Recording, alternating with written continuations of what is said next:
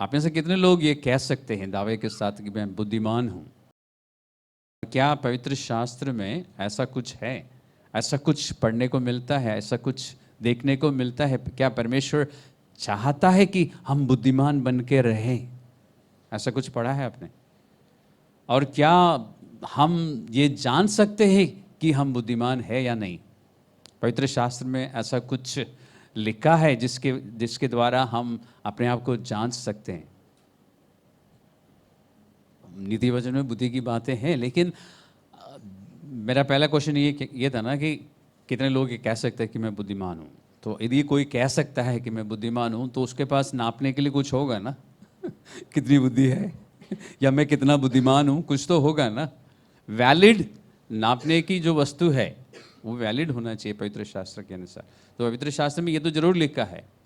क्या प्रभु ने एक जगह पे लिखा नहीं कि बुद्धिमान बनो, निर्बुद्धि नहीं? नया नियम में लिखा है, पुराने नियम में भी, नया नियम में इफिसियों के पत्र में लिखा है। ओके, क्या? और ये भी लिखा है कि सांप की तरह चतुर या बुद्धिमान और कबूतर की तरह बोले बनो। ओके, तो इसका मतलब हमें बुद्धिमान होना चाहिए। ओके, तो आशीष ने एक वर्ष दिया, मत्ती का 10:16 में है वो, सांप की तरह चतुर और कबूतर की तरह बोले। और इफिसियों की पत्री में शायद 5वां अध्याय में है वो, जहाँ लिखा है कि निर्बुद्धि मत बनो परंतु बुद्धिमान बनो और ये जानो कि परमेश्वर की इच्छा क्या है। तो मैंने आपको जवाब दे दिया, पकड़ लिया आपने जवाब? क्या है? आप कैसे जान सकते हैं कि आप बुद्धिमान है कि नहीं? कैसे जान सकते हैं? अगर आपको परमेश्वर की इच्छा पता चल जाती है तो आप बुद्धिमान हैं, क्योंकि परमेश्वर की इच्छा जाने के बाद आप उसके अनुसार चलेंगे, बुद्धिमानी के साथ चलेंगे। ओके, तो एक जन तो है जिन्होंने पकड़ लिया। ओके, मैं फिर कहता हूँ, मैं अक्सर जवाब देने के बाद सवाल पूछता हूँ लेकिन उसके लिए आपको बुद्धिमान होने की जरूरत नहीं है, उसके लिए आपको इंटेलिजेंट होने की जरूरत है। इंटेलिजेंट और हिंदी में दोनों को बुद्धिमान कहते हैं। वाइस व्यक्ति को भी बुद्धिमान बोलते हैं, इंटेलिजेंट व्यक्ति को भी बुद्धिमान बोलते हैं, है ना। हमारे पास शायद हिंदी में कोई ऐसा शब्द नहीं जो आसानी से समझ आए, हो सकता है डिक्शनरी में कहीं मिल जाए, लेकिन वाइस वो होता है जिसको पता होता है कि क्या सही है और क्या गलत है, उसको कहते हैं बुद्धिमान बाइबल की भाषा में। या वो सही निर्णय ले सकता है। इंटेलिजेंट व्यक्ति हमेशा उसको नहीं पता होता कि सही क्या है गलत क्या है, लेकिन वो क्रिटिकली सोच सकता है, लॉजिकली सोच सकता है, निष्कर्ष निकाल सकता है। इंटेलिजेंट लोग तो काफ़ी सारे बैठे हैं, मैथमेटिशियंस बैठे हैं यहाँ पे, है ना। आंसर कॉम्प्लेक्स इक्वेशंस जल्दी निकाल सकती है ना। और आईटी प्रोफेशनल्स बैठे हैं, वो तो बड़े आराम से निकाल लेंगे आईटी सॉल्यूशंस। वो सब इंटेलिजेंट लोग हैं, इंजीनियर्स, डॉक्टर्स, आर्किटेक्ट्स, सीए, है ना। कॉम्प्लेक्स इश्यूज का हल निकाल सकते हैं मूवी का, राइट। लेकिन ज़रूरी नहीं है कि परमेश्वर की भाषा में, बाइबल की भाषा में वो सब बुद्धिमान हो। बुद्धिमान वो है जिसको ये पता होता है कि क्या सही है और क्या गलत है, और उसके आधार पर वो सही निर्णय ले सकता है। जब आपको पता चलेगा कि आप जो फैसला करने जा रहे हो वो गलत है तो आप नहीं लेंगे ना। ज़्यादातर लोग नहीं, कुछ लोग ले लेते हैं, कोई अगली बार सही लेंगे। ऐसे कितने विश्वासियों को, दूसरों को नहीं, खुद के बारे में पता है ना, इस बार कर लिया, परमेश्वर से माफ़ी मांगेंगे क्योंकि वो माफ़ करता है, ठीक है, अगली बार नहीं करेंगे। वो फिर कई बार ऐसा हो जाता है कि अगली बार के लिए हम पोस्टपोन कर देते हैं, कई साल निकल जाते हैं ऐसे। तो बाइबल में है, जानने की तरीका है। और पवन ने सही कहा था, नीति वचन में आप चलिए, नीति वचन खोलिए अपने अपने बाइबल्स में, चैप्टर 22, 22वां अध्याय खोलिए। और बुद्धिमान की पहचान हम इस पद में कर सकते हैं जो अभी हम पढ़ने जा रहे हैं, 22वां अध्याय में नीति वचन, प्रोवर्ब्स। और अभी बीच में बहुत सारे सवाल पूछूंगा आपसे। ये तो आपका काम और मेरा काम आसान करने के लिए मैंने आपको एक वर्स बताया। इसको देखिए, इसका तीसरा पद को देखिए, प्रोवर्ब्स 22:3, नीति वचन 22 का 3। इसमें लिखा है, चतुर मनुष्य विपत्ति को आते देखकर छिप जाता है, परंतु बोले लोग आगे बढ़कर दंड भुगतते हैं। ऐसा ही लिखा है। ओके, एक बार हम प्रार्थना करें। परमेश्वर से बुद्धि मांगते हैं, समझ मांगते हैं, मदद मांगते हैं, ताकि हम इन बातों को समझ सकें और अपने जीवन में हम परिवर्तन ला सकें। पिता परमेश्वर, धन्यवाद इस समय के लिए प्रभु, और धन्यवाद पवित्र आत्मा के लिए जो हम में है और जो हमारी सहायता करने के लिए हमेशा तैयार है। हम मांगते हैं प्रभु पवित्र आत्मा से कि हमारी सहायता करना, और हम अपने आप को नम्र रखने की कोशिश करेंगे प्रभु, ताकि हम पवित्र आत्मा की बातों को समझ सकें। और हमें तू हमेशा अनुग्रह देता है प्रभु, इस बात के लिए धन्यवाद, यीशु मसीह के नाम से, आमीन। देखिए, नीति वचन नाम की पुस्तक पढ़ने के लिए मैं अक्सर लोगों को कहता रहा, आज फिर कहता हूँ। क्योंकि इसमें एक सफल जिंदगी के बहुत सारे सिद्धांत है।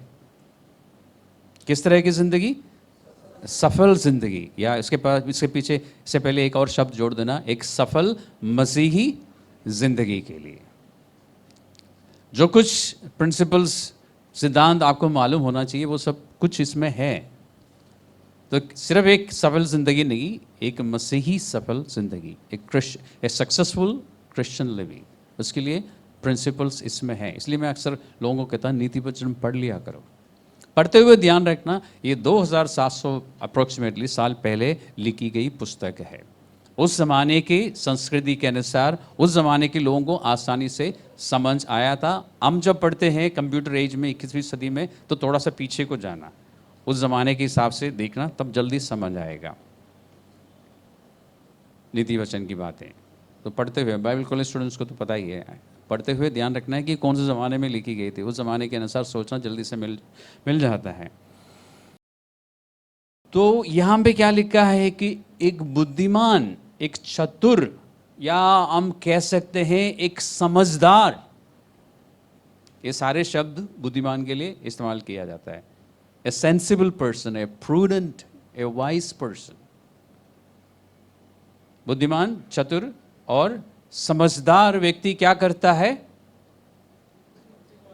विपत्ति को आते हुए देखता है और फिर वहां से भागता है, छिप जाता है।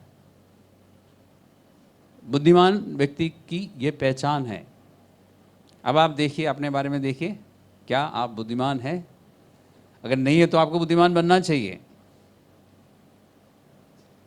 अपने बारे में सोचिए। और जो बुद्धिमान नहीं है, जो बुद्धिमान नहीं है, उसको क्या बोलेंगे? मूर्ख या बेवकूफ। इंसान क्या करेगा?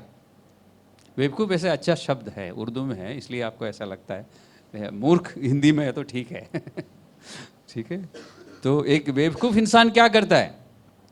वो कैलकुलेट करता है। अगर आप सड़क में से जा रहे हैं कहीं पैदल, और सामने से गाड़ी तेजी से आ रही है, तो बुद्धिमान क्या करेगा? हट जाएगा नहीं, वो भागेगा वहां से, कूद के वो साइड मतलब फुटपाथ के ऊपर चढ़ेगा, अपने आप को बचाने के लिए, या किसी पेड़ के पीछे छुप जाएगा ताकि। लेकिन बुद्धिमान, जो इंटेलिजेंट है, वो क्या करेगा? टाइम देखेगा, कितनी स्पीड है इस गाड़ी की और कितनी देर में मेरे पास आएगा, उतनी देर में। उसके बाद का तो कोई पता नहीं चलेगा उसको। तो बुद्धिमान, इंटेलिजेंट व्यक्ति और वाइस व्यक्ति में ये फर्क है। इंटेलिजेंट व्यक्ति कहेगा कि मुझ में फेथ है, आई हैव फेथ, मुझे विश्वास है ना, वो खड़ा रहेगा वहां पे। वाइस, बुद्धिमान क्या करेगा? वहां से हटेगा, जल्दी कूद के भागेगा वहां से। ये फेथ का टेस्ट करने का समय नहीं है, विजडम उसको, बुद्धि उसको कहती है। या पॉल की तरह, या बाइबल में बहुत सारे एग्जाम्पल ऐसा है। पौलुस के बारे में आप जानते हैं ना, कि पौलुस को पता चला और विश्वासियों को पता चला कि शहर से, उस ज़माने, आज की दिल्ली में कहीं से भी आप घुस सकते हैं, कोई गेट नहीं होता। कभी कभी वो पुलिस अपने वो लगाते हैं, बैरिकेड्स लगाते, लेकिन पहले शहरों का बहुत बड़ा फाटक होता था, उसके अंदर जाने के लिए एक ही रास्ता है, निकलने के लिए एक ही रास्ता है, तो रात को वो फाटक बंद हो जाता था। तो पौलुस को पता चला कि सुबह जब मैं निकलूँगा मुझे पकड़ने के लिए लोग तैयार बैठे हैं। तो बुद्धिमानी क्या थी? रात को ही टोकरी में बैठ के बच के निकल गया, कि वो भी मछली पकड़ने वाली टोकरी, जिसमें मछली की बदबू भी रही होगी। ओके, वो है बुद्धिमानी। पौलुस ने ये नहीं कहा कि नहीं आई हैव फेथ नहीं, बुद्धिमानी परमेश्वर की बुद्धि। अब अपनी रोज़मर्रा की ज़िंदगी में, डेली लाइफ में देखिए, क्योंकि आप 24 घंटे चर्च में तो होते नहीं, बाहर होते हैं ना, अपने काम में, बिजनेस में, स्कूल में, कॉलेज में, या जो कुछ भी आप करते हैं वहाँ पर आप बुद्धिमानी से चलते हैं। जब विपत्ति आप दूर से देख लेते हैं तो क्या करते हैं आप?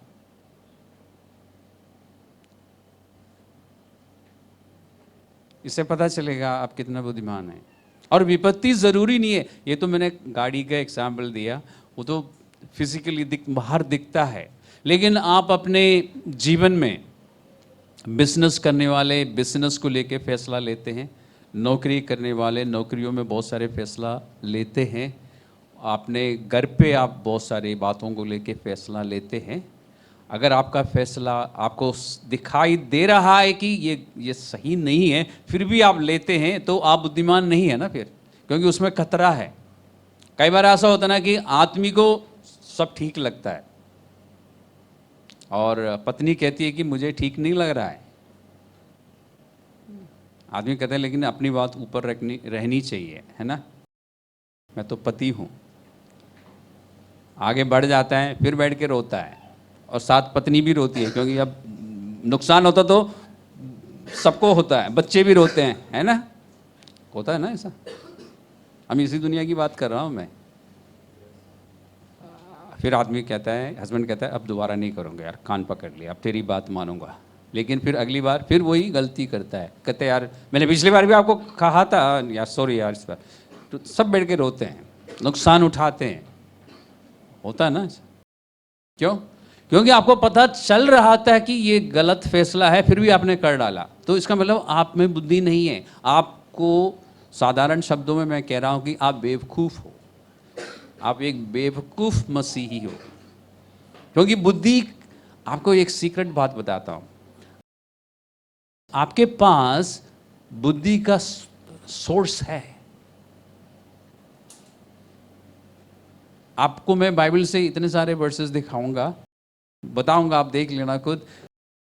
कुरिन्थियों की पहली पत्रिका 2 अध्याय का 16वां पद में लिखा है कि हमारे पास मसीहा का क्या है?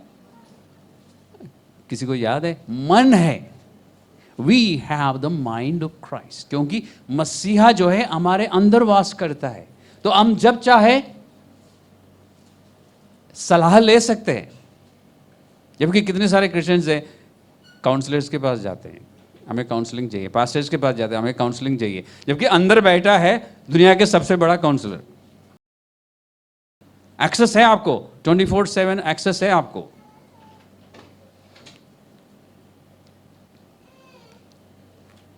सोचिए इस बारे में। तो मैंने कहा ना, हम अपने घर में हमें खतरा दिखता है, या हमें खुद को नहीं दिख रहा, तो पत्नी बता रही है। बिजनेसेस में, नौकरियों में, अपनी डेली लाइफ में हम बहुत सारे डिसीजंस लेते हैं ना, फाइनेंशियल डिसीजंस, इन्वेस्टमेंट, गलत स्टॉक पे पैसा डाल दिया और पता चला कि गया, लाखों का नुकसान। जबकि आपको लग रहा था कि इसमें नहीं डालना चाहिए, फिर भी डाल दिया जल्दबाजी में। या किसी के साथ बिजनेस पार्टनरशिप किया आपने, 2 बिलीवर्स की बात बता रहा हूँ, लेकिन एक जन कह रहा था कि नहीं मुझे लगता नहीं है कि हमें करना चाहिए, लेकिन फिर भी कर लिया, कोई बात नहीं, विश्वास ये कर लिया, बाद में सारे बैठ के रो रहे हैं। तो नुकसान जब उठाते तो सभी को उठाना पड़ता है, फैसला जब करते तो एक जन करता है गलत फैसला। और हमारे पास सही निर्णय लेने के सारी चीज़ें हैं, उसके बावजूद हमारे पास बाइबल है, और आपको मालूम है जो लोग बाइबल पढ़ते हैं, स्टडी करते हैं और बाइबल की बातों के अनुसार चलना शुरू करते हैं, उनके पास बुद्धि की कमी नहीं है। उनको पता चल जाता है कि ये फैसला जो मैं करने जा रहा हूँ गलत या सही है, पता चल जाता है। चर्च में 2 किस्म के लोग मिलते हैं, बल्कि 3 किस्म के। एक जो बाइबल पढ़ते नहीं है, बाइबल घर में है पढ़ते नहीं है, ठीक है, और फ़ोन में डाउनलोड कर रखा है, सुनते नहीं है, ठीक है, तो उनके लिए तो आगे कुछ कहने की हमें ज़रूरत नहीं है। दूसरा है जो पढ़ता है लेकिन करता नहीं, ठीक है, बाइबल की बातें पढ़ता है लेकिन करता नहीं। तीसरा है पढ़ता है, दूसरों को बताता रहता है कि आपको ये सब करना चाहिए, खुद नहीं करता, ठीक है। और एक चौथा है जो कि धीरे धीरे बाइबल पढ़ता है और करने की कोशिश करता है, वो बुद्धिमान होता है।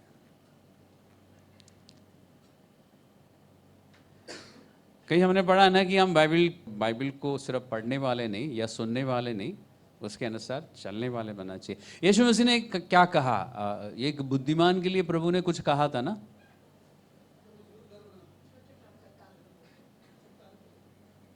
चट्टान आपको याद है, घर भी याद है, लेकिन काम की चीज अभी याद नहीं आई। कोशिश कीजिए,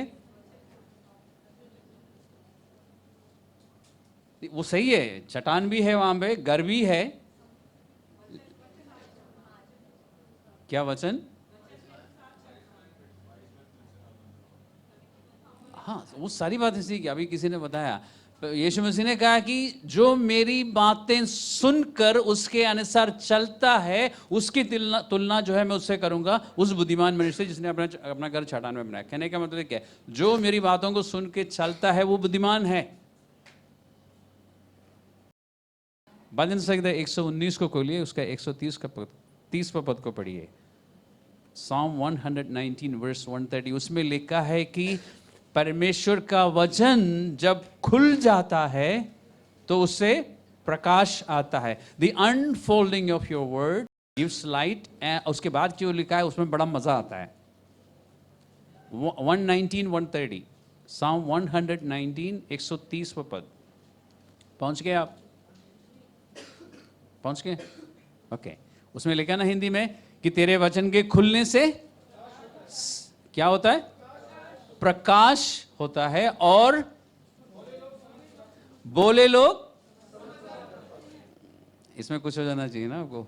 अगर हम बोले हैं, अगर हम मूर्ख है, बेवकूफ है, तो परमेश्वर के वचन जब समझ में आता ना, तो हम क्या बन जाते हैं? समझदार, बुद्धिमान, चतुर हो जाते हैं। The entrance of your word और the unfolding of your word, जब वचन समझ में आता है, मैं साधारण भाषा में बोलता हूँ, जब ट्यूबलाइट जल जाती ना वचन पढ़ने के बाद, धीरे से, है ना, ऐसे ही। अब तो ट्यूबलाइट दिखते नहीं है, तो या बेजे में बात जब घुस जाती है, ये तो समझ आता है ना सबको, साधारण भाषा, मैं कठिन हिंदी नहीं बोल रहा हूँ, तो आंखें खुल जाती हैं। ये होना चाहिए हमारे साथ, हम में से हर एक के साथ। जब भी हम वचन पढ़ते हैं हमें समझ जाना चाहिए और तुरंत फिर उसके अनुसार हमें काम करना चाहिए। बाइबल का अध्ययन करना चाहिए। ये नहीं कि आंख बंद कर दिया, बाइबल खोल लिया, पढ़ लिया, इसमें क्या लिखा है, हाँ जी ठीक है, तो एक दिन दिखाई देगा यहूदा ने खुदकुशी किया, बड़े खतरनाक हो जाएगा ना आपके लिए। तो ऐसे मत पढ़ना, बाइबल आराम से पढ़िए, ठीक से पढ़िए, और समझने के लिए इच्छा रखिए, समझ आएगा, फिर उसके अनुसार अपने जीवन को ठीक कर लीजिए। तो बुद्धिमान इंसान कौन है? जो परमेश्वर के वचन को समझता है, फिर उसके अनुसार चलता है, वो बुद्धिमान है, वो सही निर्णय ले सकेगा। और यहाँ पे लिखा भी, हमने भी पढ़ा था ना 22 का, नीति वचन 22 का 3 में पढ़ा था ना कि बुद्धिमान या चतुर व्यक्ति या समझदार व्यक्ति विपत्ति को आते हुए देखता है और फिर छिप जाता है, और बेवकूफ जो है वहीं खड़ा रहता है या आगे बढ़ता है, जो भी है देखा जाएगा, मेरा परमेश्वर मेरे साथ है ना। हमारे पास परमेश्वर ने 3 चैनल्स, जरिया हमें दे रखा है बुद्धि को हासिल करने के लिए। परमेश्वर स्वयं बुद्धि का सोर्स है हमारे लिए। हमारी बुद्धि कहाँ से आती है? परमेश्वर से आती है। लेकिन उसके लिए परमेश्वर ने 3 चैनल्स हमें दिए हैं। एक है पवित्र शास्त्र, नीति वचन। कभी आप समय निकाल के, ये मैं इसलिए कह रहा हूँ, हम सब बिजी रहते हैं, और दूसरा जल्दबाजी में आप पढ़ेंगे तो कुछ नहीं समझ आएगा। नीति वचन का ओपनिंग वर्स पढ़ना, पहला पद, पहला अध्याय का पहला, दूसरा, तीसरा पदों में पढ़ना, वो परमेश्वर हमसे, कई बार मैं सोचता हूँ कि परमेश्वर को ये सब बताने की जरूरत क्या? परमेश्वर इतना प्यार करता है, कहता है मेरे बच्चों पढ़ो इसको, इसमें काम की चीजें हैं। ओपनिंग वर्स कैसा होता है? बुद्धिमान अपनी बुद्धि को बढ़ा सके, अपनी विद्या बढ़ा सके, और समझदार अपनी समझ को बढ़ा सके, अपने ज्ञान को बढ़ा सके। इसलिए ये नीति वचन की पुस्तक है।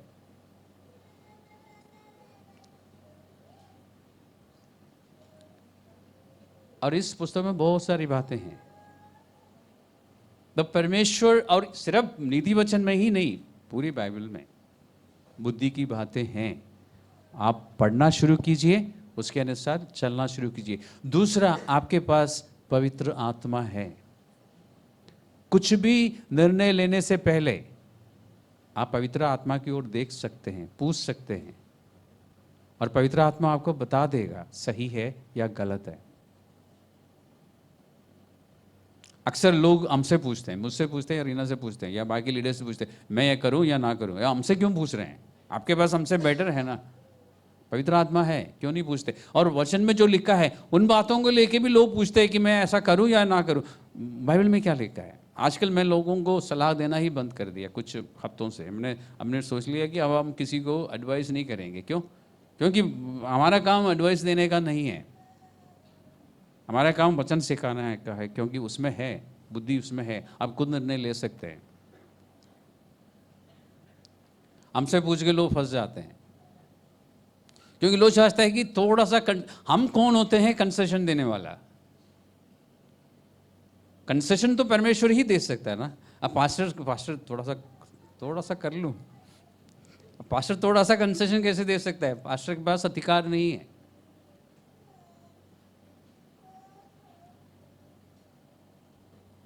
इसलिए हमने सोचा कि हम अब काउंसलिंग नहीं देंगे, हम सिर्फ वचन बताएंगे। वचन में ये लिखा है, देख लो। अगर लोगों को ये नहीं पता कि कहाँ लिखा है, वो रेफरेंस बता देंगे, ये पढ़ लो, ये सेक्शन पढ़ लो।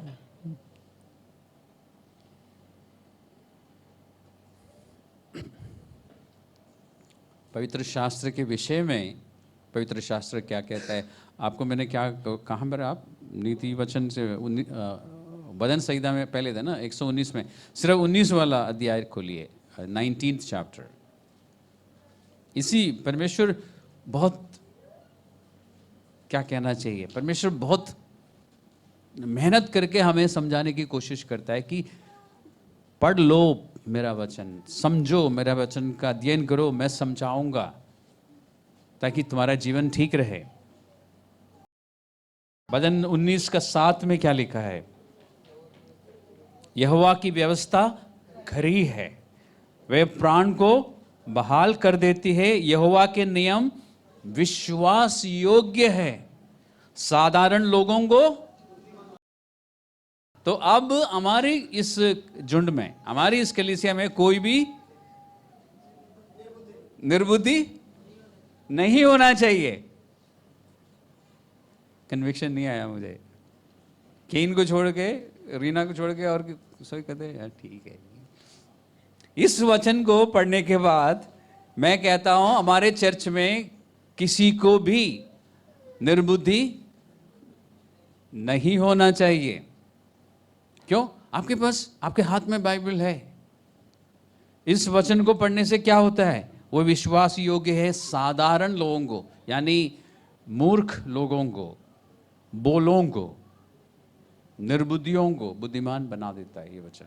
इसको पढ़िए। दूसरा, आपके पास पवित्र आत्मा है। पवित्र आत्मा आपसे बात करता है, प्रैक्टिस कीजिए पवित्र आत्मा की बातों को सुनने की। हम पता नहीं, बहुत समय पहले हमने क्लास दी थी, अब पता नहीं कब होगी। हमने लोग काफ़ी प्रैक्टिस दी थी आपको। इसके अलावा परमेश्वर कई बार आपसे बात करता है, क्योंकि आप पवित्र आत्मा की बात सुन नहीं रहे, तो किसी और व्यक्ति के द्वारा परमेश्वर वचन से आपको कुछ समझाता है। ये एक्सपीरियंस भी आपको मिला है। आपके पास आके कोई आपसे जो ज़्यादा वचन जानता है या लीडर्स आपको आके कहता है कि इस रास्ते में मत चल, या आप ऐसा कुछ करने जा रहे हैं मत कर।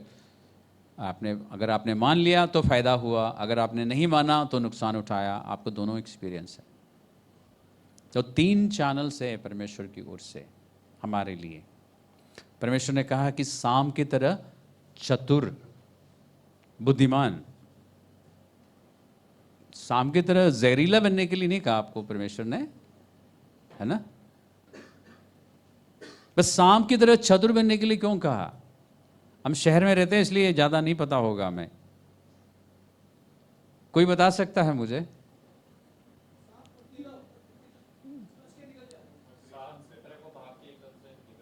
ओके, सांप एकदम निकल जाता वो सही है। और ओके, सांप ये भी ठीक है, वाइब्रेशन के अनुसार उसको पता लगता है, क्योंकि सांप के कान नहीं है सुनने के लिए, वाइब्रेशन से पता लगता है, ठीक है। लेकिन परमेश्वर ने कहा कि सांप की तरह चतुर या बुद्धिमान या समझदार बनो। तो सांप में ऐसी क्या समझदारी है, ऐसी क्या चतुराई है? सांप कभी सीधा नहीं भागता, है ना? जिगजैग में भागता है और आपको दिखेगा नहीं कि सांप गया कहाँ हुआ।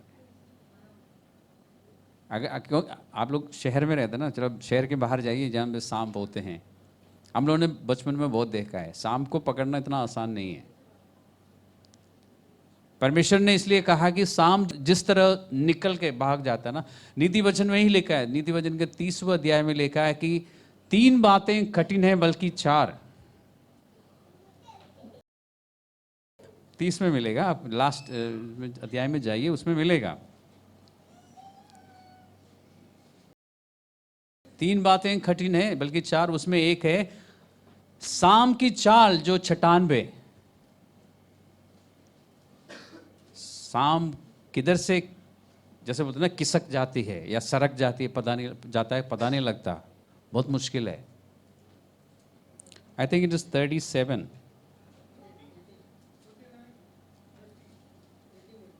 18 है, ओके। 30 का 18 है ना, उसमें लिखा है ना 3 बातें कठिन है बल्कि 4, और उसमें लिखा है उसमें एक बात है।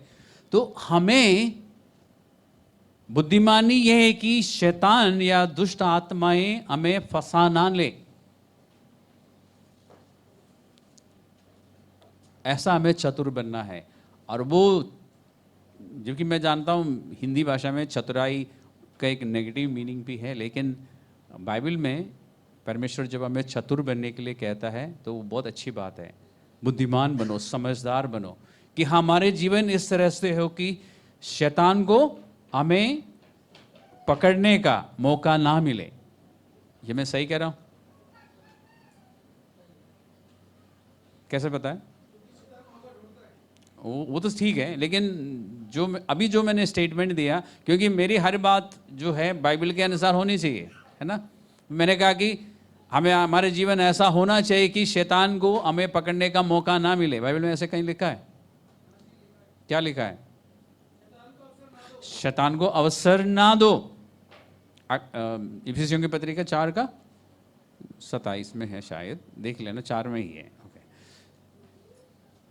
जिसका मतलब शैतान को अगर आप पकड़ने का मौका देंगे तो क्या होगा? नहीं, पकड़ने का मौका अगर आप देंगे तो वो पकड़ेगा। अब धीरे धीरे बुद्धिमान बन रहे हम, है ना? अगर हम पकड़ने का मौका देंगे तो वो पकड़ेगा, फिर अगर आप उंगली पकड़ाएंगे तो वो हाथ भी पकड़ लेगा। ठीक है, ये ध्यान रखना।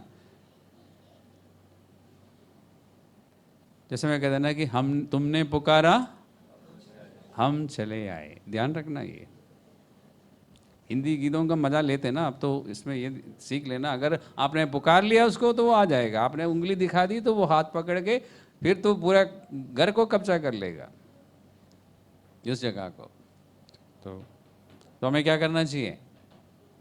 हमें, यीशु मसीह मजाक नहीं कर रहा था जब कहा ना अपने बच्चों से अपने उस समय के चेलों से और भविष्य के चेलों से, हमसे, कि सांप के तरह चतुर, इतना ही नहीं कहा, और कबूतर की तरह बोले। किसी को नुकसान नहीं पहुंचाना है, लेकिन शैतान को अवसर मत देना कि वो तुम्हें पकड़ ले।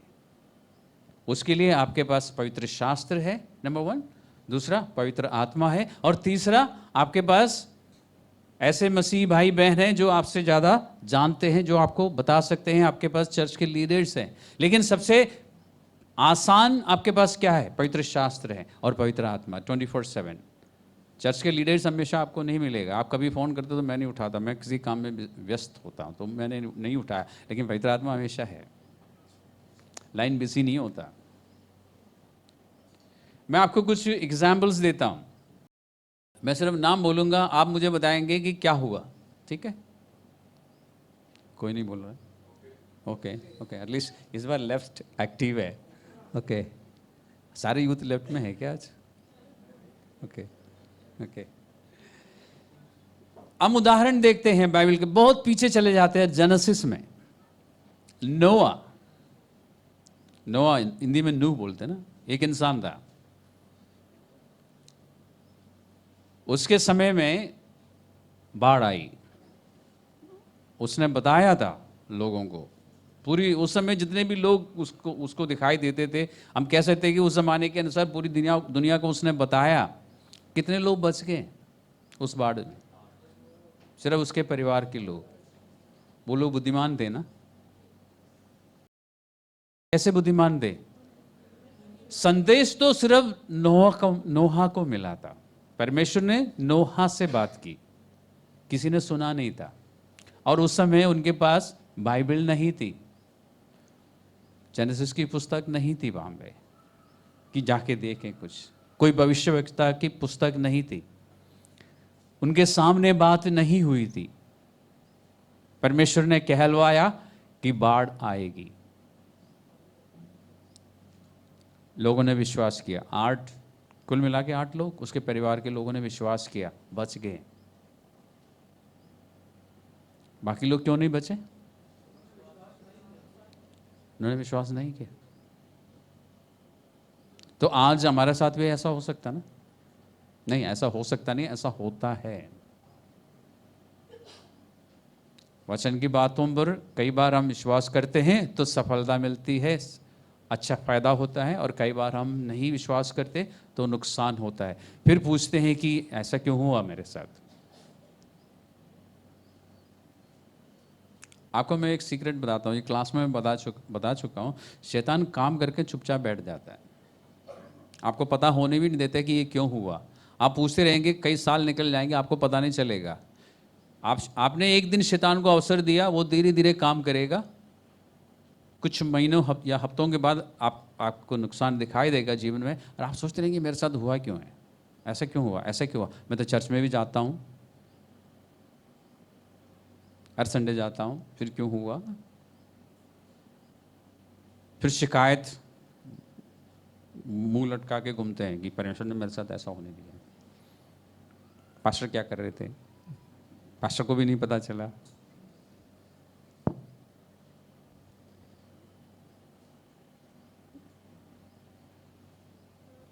इसलिए पवित्र शास्त्र में लिखा है कि शैतान कामयाब ना हो जाए अपनी युक्ति पर, वो मौका ढूंढता है।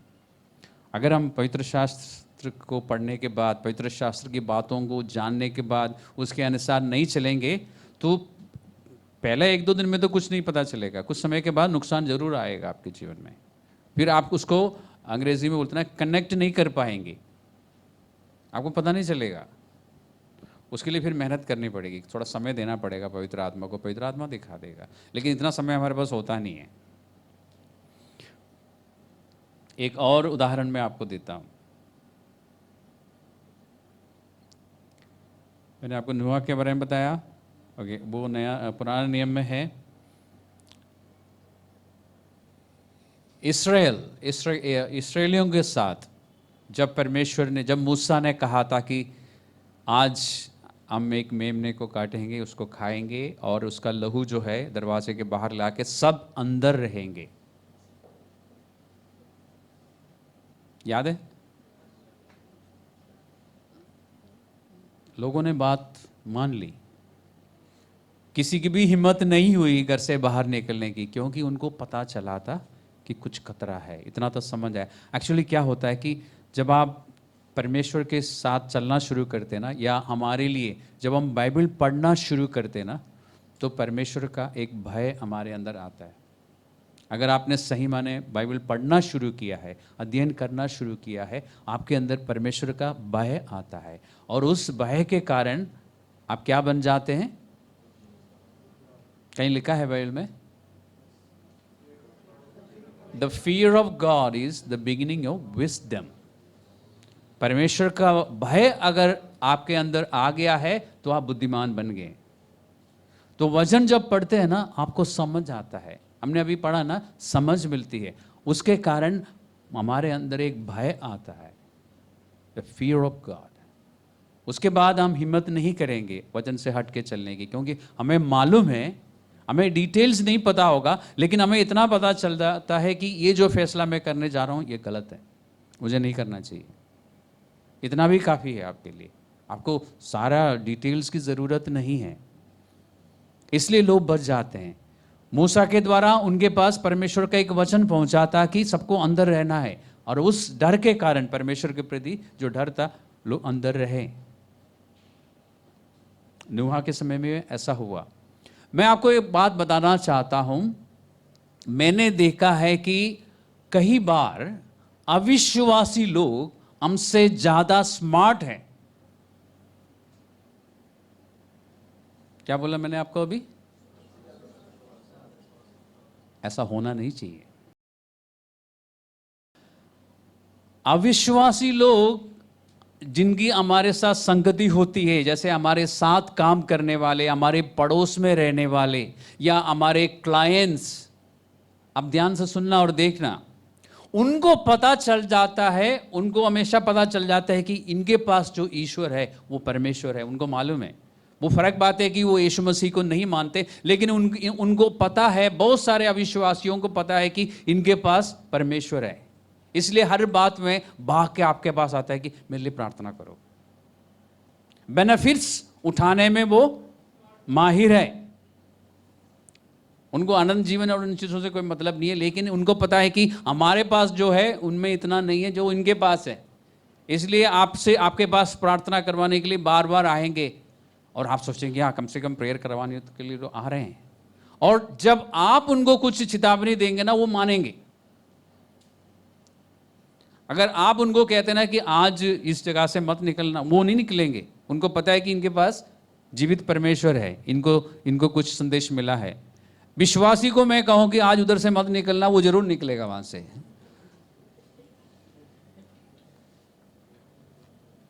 ऐसा नहीं है? ऐसा ही है। तो हमारे पास ईमानदार लोग हैं। आप देखिए, आप आज के बाद देखिए उन अविश्वासियों को जिनके साथ आपका उठना बैठना होता है, जब आप उनको कुछ कहेंगे ना, वो तुरंत मानेंगे। यार केन ने बोला है, कुछ बात होगी, मैं नहीं करूंगा। केन खुद नहीं करता, अगर मैं बोलूंगा तो। मैं उदाहरण दे रहा हूँ। ये लोग बिजनेस करते हैं ना, तो इनके रोज लोगों के साथ मिलना होता है इनको, तो मैं आपको बाइबल में उदाहरण दिखाता हूँ, तब तो आप मान जाएंगे ना। मानेंगे? अभी राइट वालों ने बोला कि मानेंगे। मानेंगे तो निर्गमन की पुस्तक निकालिए, एक्सोडस। ये मैं उन अविश्वासियों के बारे में बता रहा हूँ जो परमेश्वर को नहीं जानते थे और परमेश्वर को नहीं मानते थे, लेकिन परमेश्वर के लोगों के साथ उनकी संगति होती थी, और उन्होंने पहचान लिया कि इनका परमेश्वर परमेश्वर है। अगर आपने वो मूवी देखी है, कौन सी मूवी है? The 10 commandment, their God is God.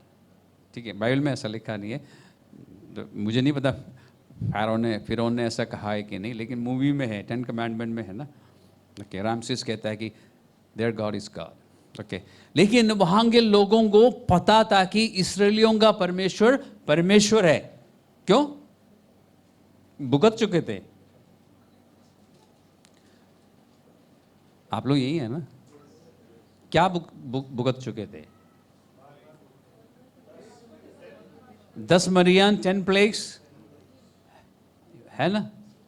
अब देखिए, निर्गमन का 9वां अध्याय खोलिए और 20वां पद को पढ़िए।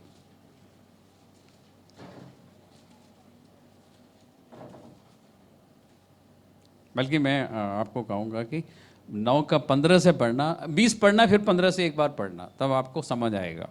20 में लिखा है, इसलिए फिरौन के कर्मचारियों से, ये कर्मचारी कौन है? इस्राएली नहीं है, विश्वासी नहीं है, ठीक है?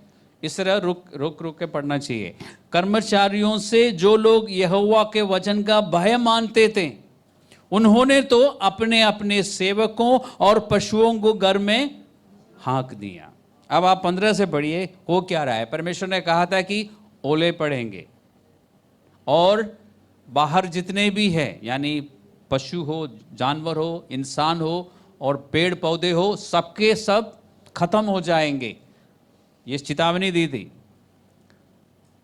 और परमेश्वर ने कहा कि जहां इस्राएली लोग रहते हैं वहां पे कुछ नहीं होगा, बाकी जैसे गांव में होगा, ठीक है? लिखा है कि उस राजा के सेवकों में कुछ ऐसे थे जो परमेश्वर का भय मानते थे। उनको पता चले कि यार ये खतरा है इसमें, ये परमेश्वर ऐसे नहीं बोलते हैं। तो उन्होंने क्या किया? उन्होंने अपने सेवकों को घर पे बुला लिया, बाहर मत जाना। अपने गाय और बाकी जो जानवर हैं, पालतू जानवर को अंदर ले आए, अपने गौशाले में बंद कर दिया, बाहर नहीं जाना है। यही लिखा है।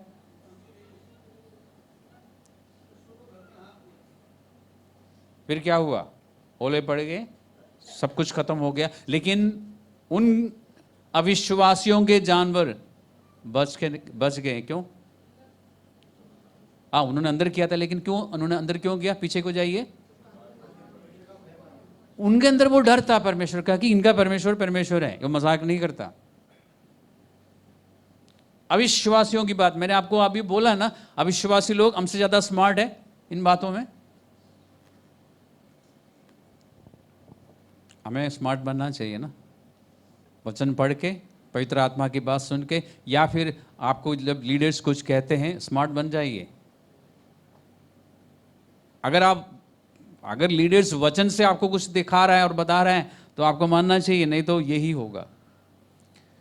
ये तो पुराना नियम में था ना, नया नियम से एक उदाहरण दिखाता हूँ। 70 AD में क्या हुआ था? हिस्ट्री किसी को मालूम है? इसराइल में क्या हुआ था? बाइबल कॉलेज स्टूडेंट्स, अच्छा अभी तो आप पुराने बाइबल कॉलेज स्टूडेंट्स को तो पता है चर्च हिस्ट्री। या किसी ने वहां बैठ के बोला डिस्ट्रैक्शन, क्या हुआ था? Distraction of the temple in Jerusalem 70 AD में, टाइटस, एम्परर टाइटस के समय में, रोमी सम्राट पूरा यरूशलेम शहर को तबाह कर दिया था। ओके, प्रभु यीशु मसीह ने लूका का सुसमाचार का 21वां अध्याय में खोलिए।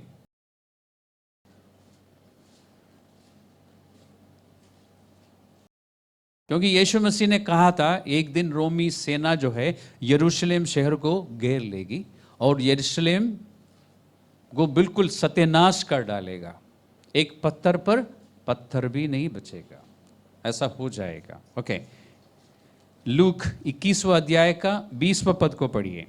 20 और 21 को हम देखते हैं। जब तुम यरूशलेम को सेनाओं से घिरा हुआ देखो तो जान लेना कि उसका उजड़ जाना निकट है। तब जो यहूदियों में हो वे पहाड़ों पर भाग जाए और जो यरूशलेम के भीतर हो वे बाहर निकल जाए और जो गांवों में है वे उसमें यानी यरूशलेम के अंदर ना जाए। और इतिहास लिखने वाले कहते हैं कि 70 AD में जब यरूशलेम का डिस्ट्रैक्शन हुआ, जब यरूशलेम पर रोमी सेना ने चढ़ाई की और उस पर आक्रमण किया, एक भी, और ये यहूदी हिस्टोरियंस लिखते हैं जो मसीहियों के हमेशा खिलाफ रहे हैं, वो लिखते हैं कि एक भी मसीही नहीं मरा। क्यों? क्योंकि एक भी मसीही यरूशलेम शहर में उस दिन नहीं था। क्यों? क्योंकि उन्होंने प्रभु की बात मान ली। जब तुम सेना को गिरे हुए देखोगे, जब तुम दूर से सेना को देखोगे वहां से भाग जाना। बुद्धिमान क्या करता है? खतरे को देखता है और ये भाग जाता है या छिप जाता है, बच के निकल जाता है। इतिहास पढ़िए, ये वर्ल्ड हिस्ट्री में है। और ये हिस्टोरियंस क्रिश्चियंस नहीं थे, यहूदी थे, जो हमारे खिलाफ बोलने वाले थे, हमारे पक्ष में बोलने वाले नहीं थे, लेकिन फिर भी कहता है कि एक भी क्रिश्चियन नहीं मरा। क्यों?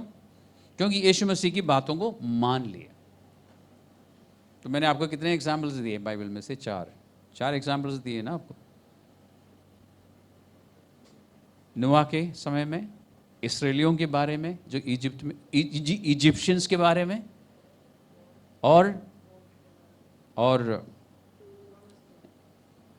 एक लास्ट में ये बोला ना, AD 70 में जो डिस्ट्रक्शन हुआ मसीहियों के बारे में। और एक शुरुआत में बताया था पौलुस के बारे में। पौलुस को तो एक्ट्स में, तो प्रेरितों के काम में तो बहुत सारे एग्जाम्पल्स हैं। वो लोग बेवकूफ नहीं थे, समझदार थे। इसलिए मैं आपको कहूँगा कि वचन को पढ़िए, अध्ययन कीजिए और वचन की बातों को गंभीरता से लीजिए। परमेश्वर हमसे मजाक नहीं करता, परमेश्वर की बातें अटल है। कहीं लिखा है होगा पास्टर जी से पूछ रहा था, कहीं ना कहीं होगा, लिखा है। वचन संहिता में लिखा है कि परमेश्वर का वचन स्वर्ग में स्थिर है। परमेश्वर को ये सोचने की जरूरत नहीं कि आज से 10 साल पहले मैंने क्या बोला था। स्थिर है वो कभी बदलता नहीं है। वचन 119 में भी है और वचन 89 में भी है, आप पढ़ लेना टाइम निकाल के। परमेश्वर की बातें कभी टलती नहीं है। पढ़िए, अध्ययन कीजिए और मानना शुरू कीजिए। दूसरा, पवित्र आत्मा कई बार आपको कुछ कहता है, आप सोच लेते हैं शायद मुझे ऐसा लग रहा होगा। प्रैक्टिस कीजिए। मैंने क्लास में सिखाया था ना, पवित्र आत्मा बहुत सिंपल तरीके से, आसान तरीके से बात करता है। पवित्र आत्मा की बातों को मानना शुरू कीजिए। और तीसरा, जब कोई आपको वचन में से कुछ समझाता है, कुछ बताता है, तो उसको तुरंत करने की कोशिश कीजिए। आप बुद्धिमान, तब आप कह सकेंगे कि मैं बुद्धिमान हूं, क्योंकि आपके जीवन में बुद्धिमान होने की सबूत आपको मिलेगी, सफलता।